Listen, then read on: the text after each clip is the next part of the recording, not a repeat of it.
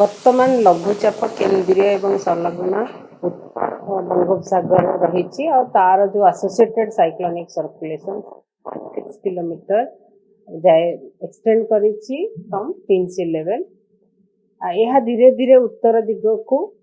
गति करिवार सहित तीव्र होई सेप्टेम्बर 9 तारिख पाखापाखि डिप्रेशन रे परिणत होबार संभावना रही ता परवर्ती 3-4 दिन भितर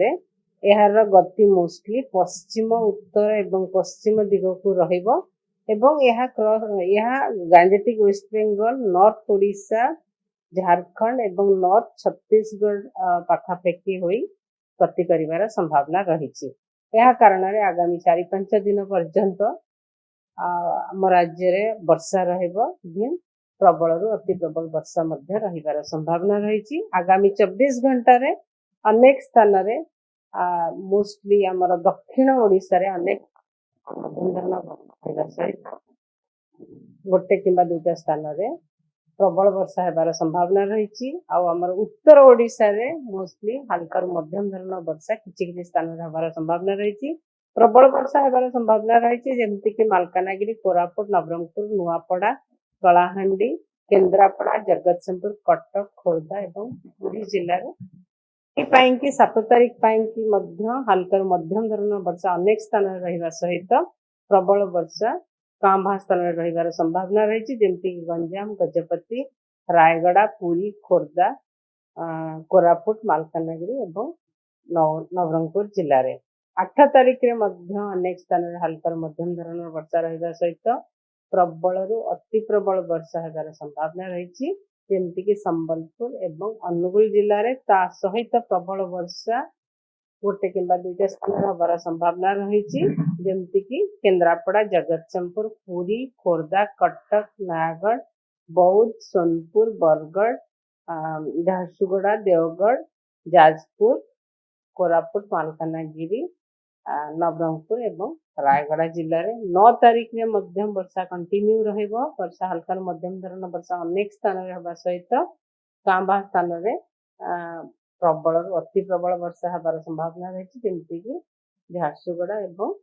सुंदरगढ़ रे ता सहित प्रबल वर्षा कांबा स्थान हबार संभावना रही जेमती बरगढ़ बलांगीर नुआपड़ा संबलपुर देवगढ़ केउंझर सोनपुर केन्द्रापड़ा कंधमाल कलाहांडी जिले में हमारे संभावना रही सहित 10 तारिख रे मध्य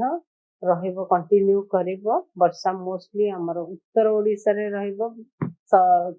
दक्षिण ओडिशा रे वर्षा प्रभाव टिके कम रहिबो आ प्रबल वर्षा रहिबार संभावना रही दिन मालकानगिरी मयूरभंज कोरापुट मयूरभंज केउंझर सुंदरगढ़ झारसुगुड़ा बालेश्वर एवं भद्रक जिले में आओ कोरापुट मालकानगिरी नवरंगपुर रे भी रूल्ड आउट नहीं गोटे किंबा दुटा स्थान रे हेवी रेन हो पारे 6 तारिख 7 तारिख रे भी 11 तारिख 12 तारिख रे भी हल्का मध्यम धरण वर्षा लगी रहिबार संभावना रही मोस्टली वर्षा मोस्टली बेसी रहिबो नॉर्थ ओडिशा माने उत्तर ओडिशा रे अनेक स्थान रे हबार संभावना रही लेकिन किंतु दक्षिण ओडिशा रे किछि स्थान रे हल्का मध्यम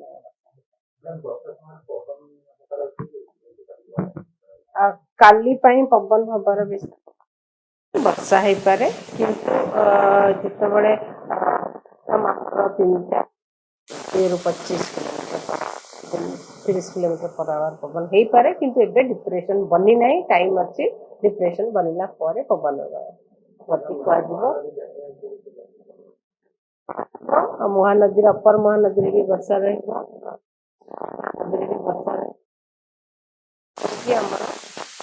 आम जगह हबार संभावना रही वर्षा में महानदी और लोअर जदि आपंक आम भिडी भल लगा तेब आम चैनल को लाइक शेयर और सब्सक्राइब करने को जमा भी भूलु नहीं।